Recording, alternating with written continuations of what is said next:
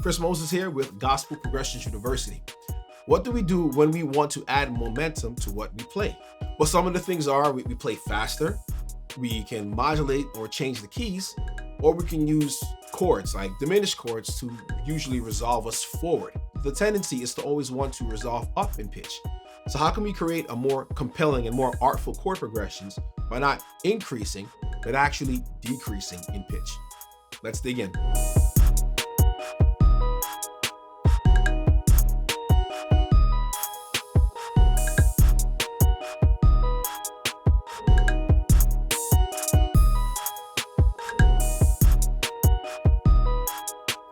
Typically, whenever we want some momentum in gospel music, we are using diminished seventh chords. Diminished chords work great for creating that forward momentum.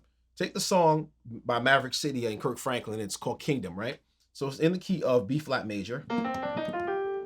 And for this one, it's just going to be G minor to F over A, and then C sharp diminished up to a D minor. This is where it's gonna resolve. So the pitch moves from C sharp to D minor, and it gives that kind of excitement. We also do this plenty of times with preacher chords or praise break. All right, and what we do here, we move up in pitch. We can have this, for example, in the key of C. We're gonna go C to up to F, up to an F sharp, and then we maintain there for a while, and then we resolve here, only to start the whole thing over again. Okay, and this is something that we continually do to create that momentum, to tell the ears, tell the listener, hey, we're going somewhere. We're trying to make this exciting. Another thing that we love to do in gospel is that we love to use key changes to create excitement. So let's take the song God Is Not Forgotten. It's in the key of C major, right? And so we have this chord progression. We have right,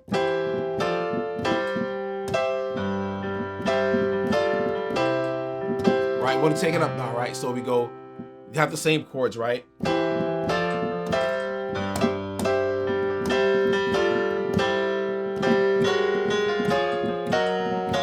And the tendency, again, is to want to go up. We went from the key of C major to the key of D flat major. So while these chord progressions definitely do provide forward momentum and they want resolution, we are still increasing in pitch.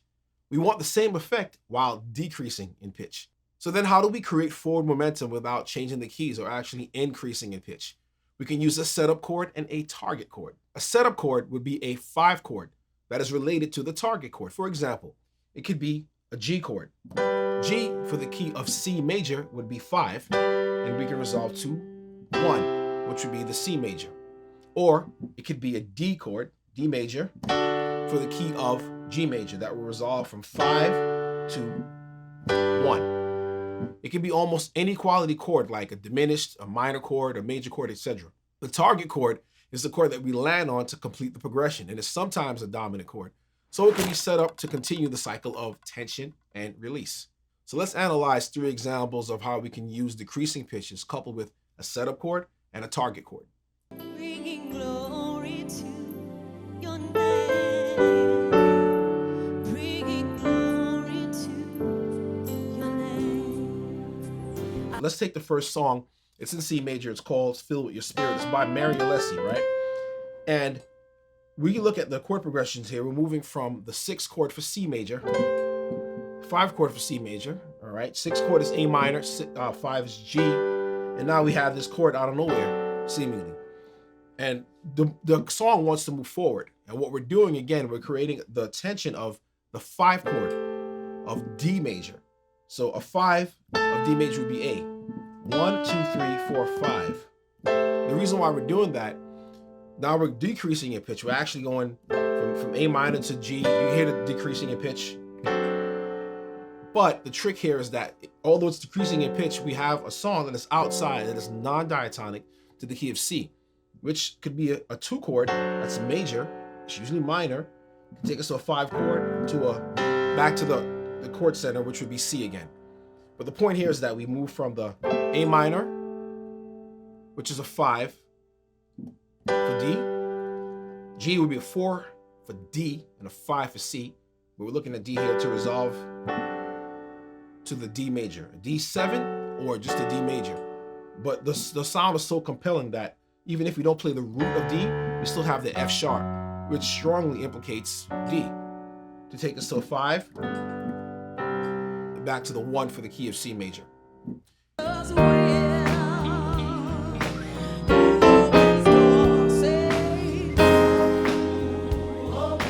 This is in the key of E flat major, all right? Now, E flat major, we have no E in it, but we actually ended up using it. We have no D flat in it, but we use that as well. So now what we're doing here is the target chord as we went down, right? It went from G to G flat to F. There's no G flat and E flat either. G flat, F, and then we landed here on the E, okay? So if we look at where we're going, target chord would be G, and the setup chord rather is G, half diminished, to C9. So we went down in half steps to resolve it here. So if you hear the pitches all going down, it would be different if we did this.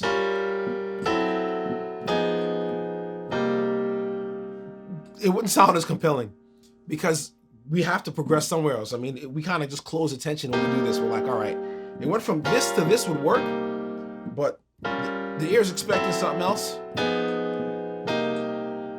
It would work, and then we can go back to here to go to resolve the progression, but it works better as we keep the consistency because the momentum is built up although we're going backwards in pitch. So understand that. Down, down, down, down. To go forward again and to resolve that.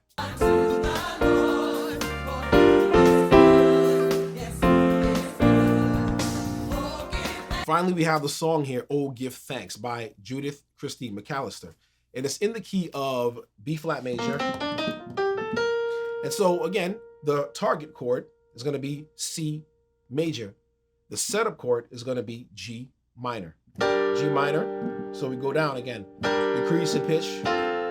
Same thing like we did before. So the previous song, we used it as a 2 chord, and we're doing that again here because it's in the key of B flat. We're turning the 2 into a major to get us to a 5, back to the 1. But we see here, we can do this. Doesn't sound as compelling as this. Definitely wants to go somewhere. We're not changing keys and we're not increasing in pitch. But the C nicely resolves to F, which we can resolve back to B flat. Of course, the ear is going to be primed during the whole context of the song, but just understand that we're using the G minor as a 5 chord in the key of B flat, which would usually be a 6 chord, and the C major, which would be a 1 chord in the key of C major, but in the key of B flat major, the C is usually going to always be a minor chord because it's the 2nd chord, and the 2nd chord in the major scale are always minor. We can use setup and target chords in all manner of ways, but a really fun way to use them is to resolve chords in a colorful way by decreasing in pitch to your target chord. God bless you, and if you haven't downloaded my free guide yet, well, here's your chance for another win today. Check out gospelprogressionsuniversity.com and you can download my guide. It's absolutely free. God bless you, and I will see you in the next video.